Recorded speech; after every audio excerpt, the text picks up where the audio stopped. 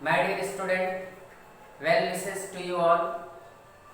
Let us start linear equation in two variable. Practice set 1.3. Question number 1. Practice set 1.3 में आपको पहले determinant पढ़ना है, उसके बाद ग्रामर रूल। तो हम लोग इसके लिए कोई विशेष शुरुआत में कोई कॉन्सेप्ट नहीं दे रहे हैं, पढ़ाते पढ़ाते ही कॉन्सेप्ट समझ में आ जाएगा आपको। ठीक है, टेंशन लेने की जरूरत नहीं है। देखिए ध्यान से, ये डिटर्मिनेंट है और इसके अंदर 3, 4, 2 और 5। तो डिटर्मिनेंट में रो और कॉलम होते हैं। इसको कैसे सॉल्व करेंगे? तो सबसे पहले आपको ये ध्यान देना होगा कि ये जो साइड है, ये वाला, दिस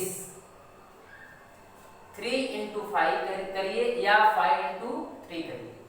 ध्यान दीजिए, पहले ये वाला आप इसको इस तरह से समझ सकते हैं कि अगर ये A है, ये B है, ये C है और ये D है, तो आपको सबसे पहले इसका मल्टीप्लिकेशन करना है। मीन्स A into D और माइनस B into C, ऐसा करना है। ये आप समझिए, ये डिटर्मिनेंट है और डिटर्मिनेंट को हम हमेशा सॉल्व करेंगे, पहले इसका मल्टीप्लाई इसमें करेंगे। ये रूल है। A into D मल्टीप्लाई कर लीजिए, माइनस B into C। इसके लिए कुछ फैक्ट देखिए ध्यान से। जैसे इस चीज को अगर हम डिफरेंट वे से लें, देखिए ध्यान से। जैसे मान लीजिए यहाँ पे -3 हो जाए, यहाँ पे 4 हो जाए और यहाँ पे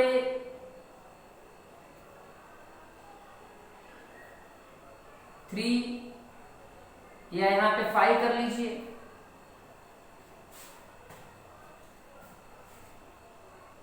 यहाँ पे 5 हो जाए और यहाँ पे 7, इस तरह का अगर है तो इस डिटरमिनेंट को कैसे सॉल्व करेंगे? और यहाँ पे भी माइनस लगा लीजिए। मैं एक न्यू कॉन्सेप्ट बता रहा हूं, है तो वही चीज। हम पहले इसका मल्टीप्लाई करेंगे, -3 into 7। अब देखिए, हमको इस तरह के केसेस में, जैसे मान लीजिए हम यहाँ पे -3 पहले लिखा, जब माइनस वैल्यू आए तो उसको पहले लिख दीजिए। क्यों लिखेंगे उसको समझिए।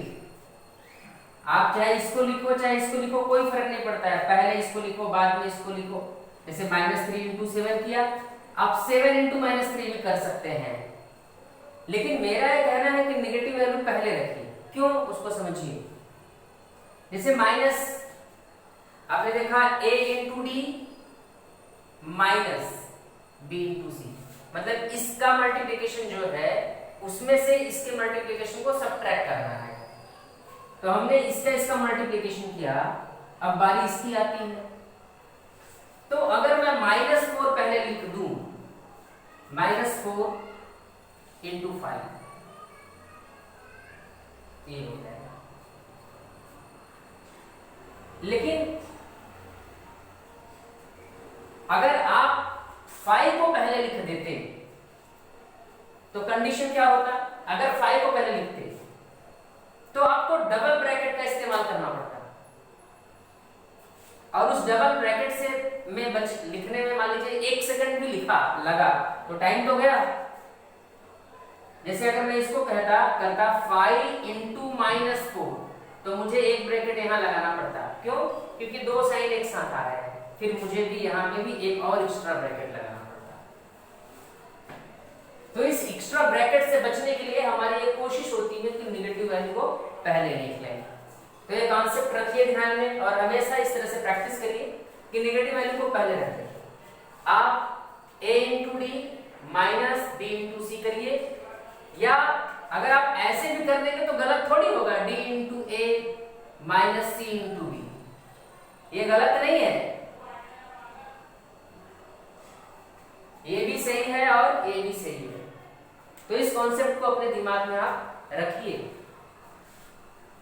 तो चलिए हम सवाल को सॉल्व करते हैं।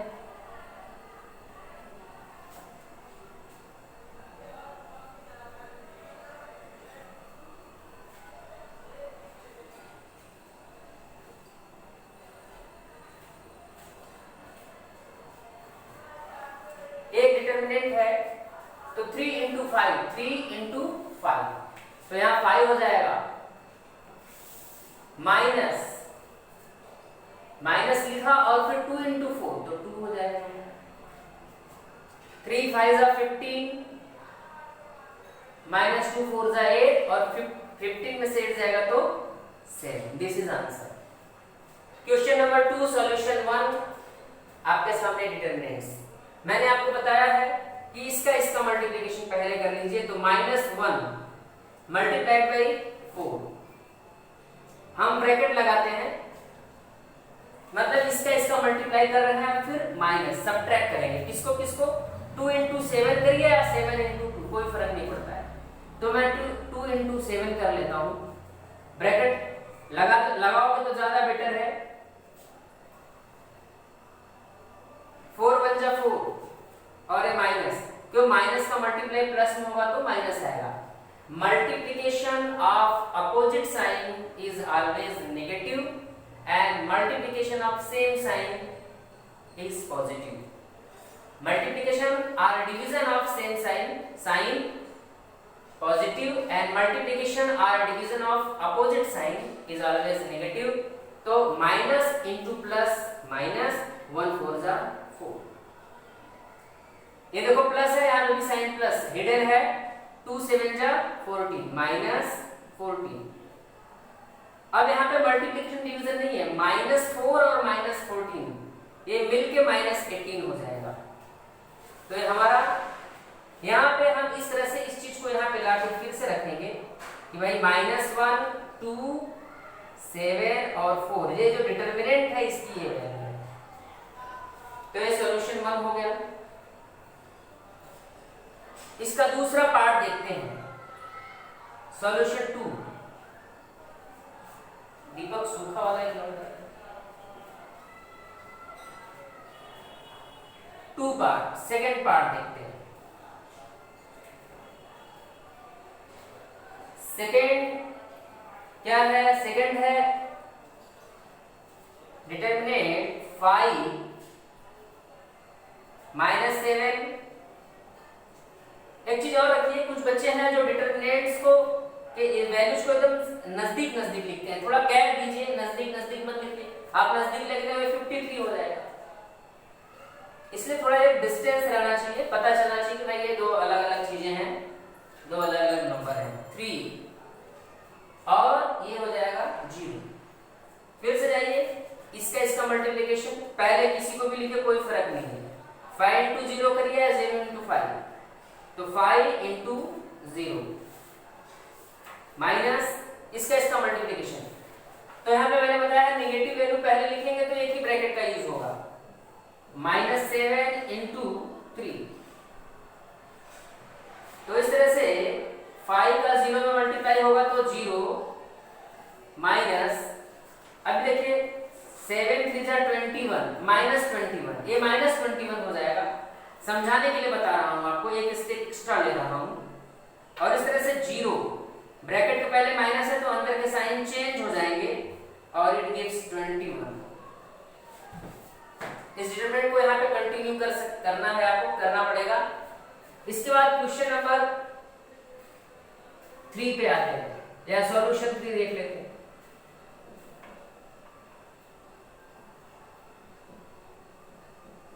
तो भाई सेकंड क्वेश्चन का थर्ड सॉल्यूशन है, मींस अंतिम समय इसका बहुत अच्छा है, फ्रैक्शन में आया हुआ है, वैल्यू देखते हैं।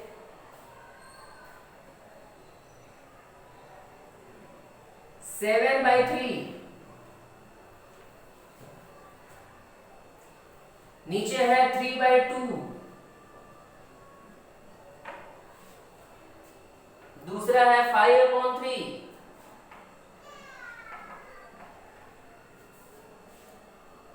और 1/2। बहुत बढ़िया, समझिए हम इसको कैसे सॉल्व करते हैं। सेम चीज है, इसका मल्टीप्लिकेशन पहले, तो 7/3 इंटू, आप ब्रैकेट लगाइए। मैं तो कहूंगा हमेशा ब्रैकेट लगाने की प्रैक्टिस करिए, इसके अपने बेनिफिट हैं वो आपको समझ में आएंगे। मतलब हमने इस पार्ट का मल्टीप्लिकेशन किया, एक जगह रखा माइनस, अब इस पार्ट का मल्टीप्लिकेशन करते हैं 5/3 इंटू 3/2।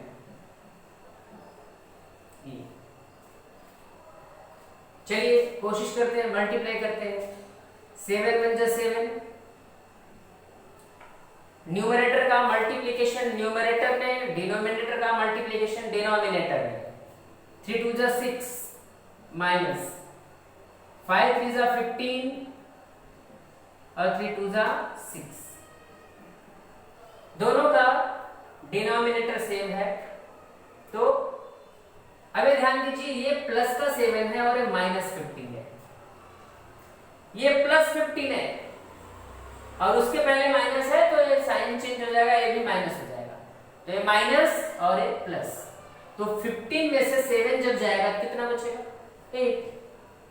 तो माइनस वाला यहाँ पे 8/6 हो जाएगा।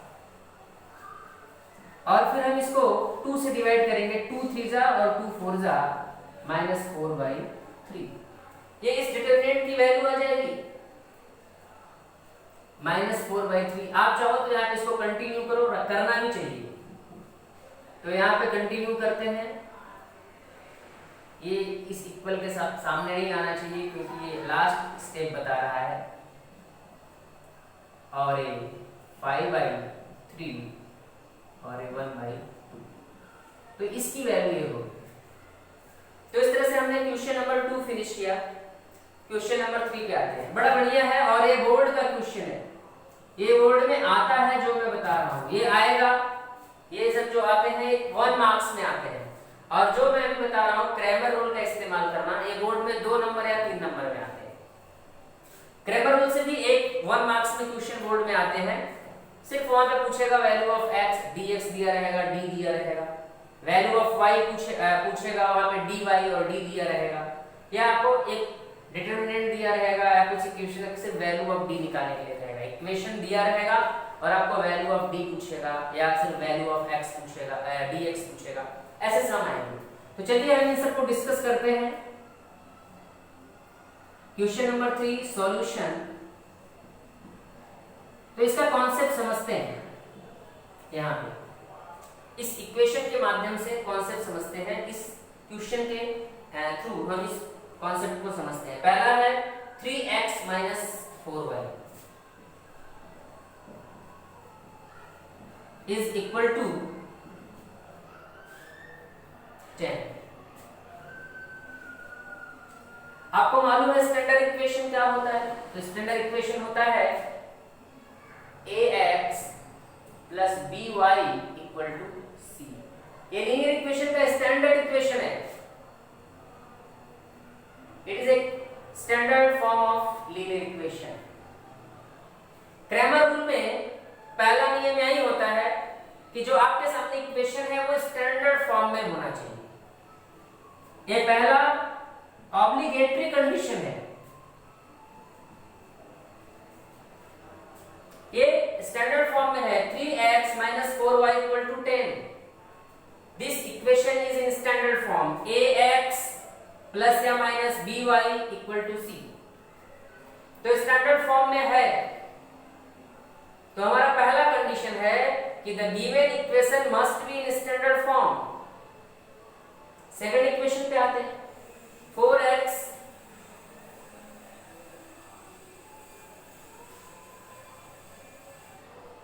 + 3y = 5। ये भी स्टैंडर्ड फॉर्म में है, हमेशा चेक करिए। क्रैमर रूल का पहला कंडीशन है कि the given equation must be in standard form. तो what is standard form? ax + by = c। Means आपका जो वेरिएबल है उसमें अल्फाबेटिकल ऑर्डर में जो पहले आता है वो पहले लिखा होना चाहिए, फिर प्लस या माइनस का साइन होगा, फिर दूसरा वेरिएबल होना चाहिए, फिर इक्वल का साइन और फिर कांस्टेंट। कांस्टेंट नंबर्स होते हैं, मतलब रियल नंबर होगा, कोई भी एक रियल नंबर होगा। अगर इस फॉर्म में है तो वो स्टैंडर्ड फॉर्म में है। मैंने पहले लेक्चर में आपको बताया है, और हमने बताया है कि जो लीनियर इक्वेशन इन 2 वेरिएबल हैं उनको सॉल्व करने के 4 मेथड है। कितने मेथड है? 4। पहले लेक्चर में बताया था। पहला है एलिमिनेशन मेथड, जिसमें हम इक्वेशन के किसी भी एक वेरिएबल के कोएफिशिएंट को इक्वल करते हैं और फिर सॉल्व करते हैं। दूसरा मेथड है जिसको हम सब्स्टिट्यूशन मेथड कहते हैं। हम दोनों इक्वेशन में से किसी भी एक इक्वेशन से x की वैल्यू निकालते हैं या y की वैल्यू निकालते हैं और उसको दूसरा जो बचा हुआ इक्वेशन होता है उसमें पुट कर देते हैं और सॉल्व करते हैं। तीसरा मेथड ग्राफिकल मेथड होता है और चौथा मेथड हम पढ़ रहे हैं क्रैमर रूल। क्वेश्चन है solve the following simultaneous equation using Cramer's rule. तो क्रैमर्स रूल के बारे में हम सॉल्व कर रहे हैं। तो क्रैमर रूल से सॉल्व करने का जो पहला कंडीशन है वो है the equation must be in standard form ax + by = c। तो ये दोनों इक्वेशन ऑलरेडी स्टैंडर्ड फॉर्म में हैं। जब ये स्टैंडर्ड फॉर्म में हो गए तो अब हम सॉल्व करते हैं। तो सॉल्व करने के लिए सबसे पहला कंडीशन होता है कि इस दोनों इक्वेशन को हम डिटरमिनेंट के फॉर्म में लिखते हैं। तो पहले डिटरमिनेंट को समझते हैं क्या होता है। तो पहला होता है d, जिसको हम बोलते हैं डिटरमिनेंट ऑफ कांस्टेंट। d का मतलब होता है डिटरमिनेंट ऑफ कांस्टेंट। दूसरा होता है dx, जिसको हम बोलते हैं डिटरमिनेंट ऑफ x। और तीसरा होता है dy, जिसको हम बोलते हैं डिटरमिनेंट ऑफ y। इन तीनों की वैल्यू हमें इस इक्वेशन से निकालना पड़ता है और जब इसको हम निकाल लेते हैं तो हम x की वैल्यू निकालते हैं। x होता है dx/d और y होता है dy/d। अब बात आती है कि यहां पे क्या आएगा। तो यहां पे क्या आएगा उसके लिए हम आपको एक ट्रिक देंगे। आपको कुछ याद नहीं करना है फार्मूला। यहाँ पे फार्मूला में रहता है कि भाई ये फार्मूला है। फार्मूला क्या होता है उसको भी देख लीजिए। हमारे पास दो इक्वेशन है a1x + b1y = c1, equation number 1। दूसरा होता है a2x + b2y = c2, equation number 2। But हम कभी अपने स्टूडेंट्स को ये फार्मूला याद करने के लिए नहीं कहते। क्यों? क्योंकि इसमें फार्मूला की जरूरत ही नहीं है। आपको बस ये चीजें याद होनी चाहिए, dx x = dx/d और y = dy/d, बस ये। और आप देखिए यहाँ पे d के केस में क्या करते हैं, ये होता है डिटरमिनेंट ऑफ कांस्टेंट। तो जब डिटरमिनेंट ऑफ कांस्टेंट निकालते हैं तो हम d कांस्टेंट को हाथ से बंद कर देते हैं। मान लीजिए हमने इसको बंद कर दिया तो पहले कोएफिशिएंट आएगा x का कोएफिशिएंट a1 और यहाँ पे x का कोएफिशिएंट a2। तो यहाँ पे बनेगा आएगा a1 अपॉन यहाँ पे हो जाएगा a2 और यहाँ हो जाएगा b1 b2। तो यहाँ हो जाएगा b1 और यहाँ हो जाएगा b2। फार्मूला बन गया भाई। अब हम x को अगर निकालते हैं, डिटरमिनेंट ऑफ x के लिए x को बंद कर देते हैं। इसके बारे में सोचना ही नहीं है, x इज क्लोज। लेकिन यहाँ पे एक याद रखना है कि नंबर आता है b1 और b2 का, कोएफिशिएंट लिखते हैं इसमें।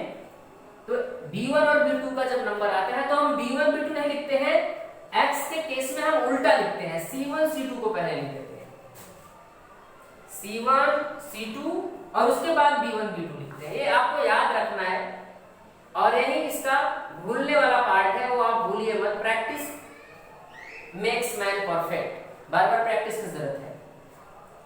dy के लिए हम y को बंद कर देते हैं और सीक्वेंस सही रहेगा यहाँ पे a1 a2 और यहाँ पे हो जाएगा c1 c2। एकदम ध्यान समझिए, ये कॉन्सेप्ट है। तो बस इतना ही याद रखिए कि जब हम d लिखते हैं तो d को बंद कर देंगे, मतलब इसको कहते हैं डिटरमिनेंट ऑफ कांस्टेंट, क्योंकि यहाँ पे ना तो x है ना तो y, यहाँ पे constant, determinant of constant, determinant of x, determinant of y। तो जब हम डिटरमिनेंट ऑफ कांस्टेंट लिखते हैं तो कांस्टेंट को बंद करते हैं और कोएफिशिएंट लिखते हैं। x का पहले a1 a2 और इधर आएगा तो b1 b2। जब हम y को लिखते हैं तो y को बंद x को लिखते हैं dx को, तो x को बंद करेंगे, लेकिन यहाँ पे b1 b2 को लिखना होता है, लेकिन इसको नहीं लिखेंगे, पहले इसको लिखेंगे, यानी उल्टा हो जाता है। तो c1 c2 पहले लिखेंगे और b1 b2 बाद में। फिर जब डिटरमिनेंट ऑफ y लिखते हैं तो y को बंद कर लीजिए और यहाँ पे इसको लिखिए a1 a2 और c1 c2। x है तो dx अपॉन डी, y है तो dy अपॉन डी। ये चारों मेथड में सबसे आसान मेथड है क्रैमर रूल, और बड़े हार्ड सम इससे इजीली हो जाते हैं। कभी कभी बोर्ड में क्वेश्चन दिया रहता है कि सॉल्व द साइमल्टेनियस इक्वेशन, और वहां पे मेथड नहीं देता है कि हमें एलिमिनेशन मेथड से करना है, कि सब्स्टिट्यूशन मेथड से करना है, कि हमें ग्राफिकल मेथड से करना है, कि क्रैमर रूल से करना है। तो you have a choice, you can use any one of method. जितने भी मेथड्स हैं चारों उसमें से किसी, तो उस समय जब टिपिकल कंडीशन हो जाते हैं, कठिन सम हो जाते हैं, तो आप क्रैमर रूल से सॉल्व कर लीजिए, इट बहुत आसानी से सॉल्व होगा। तो देखते हैं हम लोग क्रैमर रूल से इस इक्वेशन को कैसे सॉल्व करते हैं।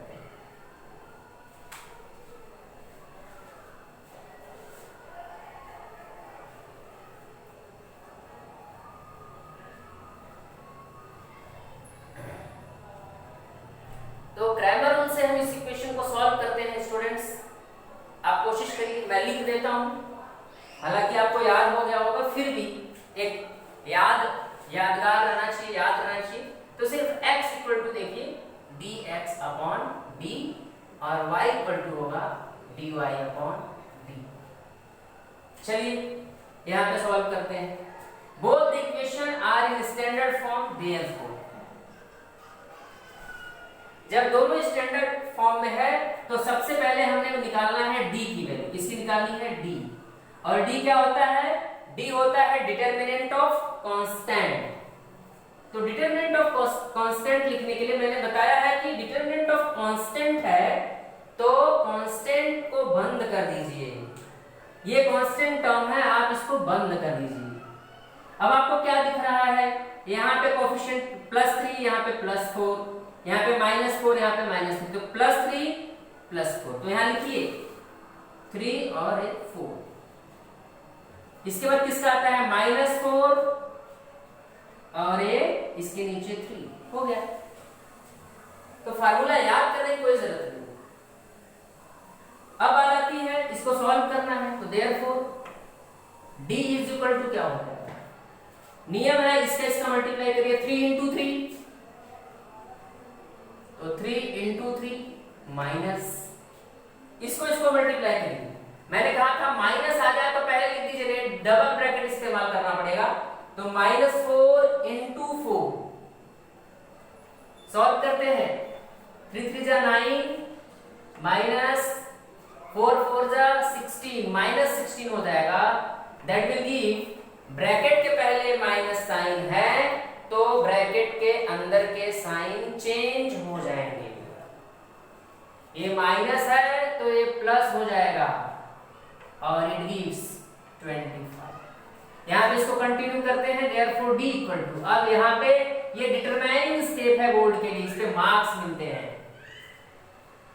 चलिए d मालूम हो गया तो dx निकाल लेते हैं। dx कैसे निकलेगा? मैंने बताया है x को बंद कर लीजिए। चलिए हमने x को बंद कर लिया। x से dx के केस में मैंने कहा उल्टा लिखिए। इस नंबर तो इसका लिखने के बारी आती है, इसको नहीं लिखेंगे, पहले इसको लिखेंगे। 10 और 5, 10 and 5 इसका हो गया, तो इसको लिखिए -4, क्योंकि ये तो बंद है, इसको नहीं लेना है। dx में x को नहीं लेना है, तो -4 और 3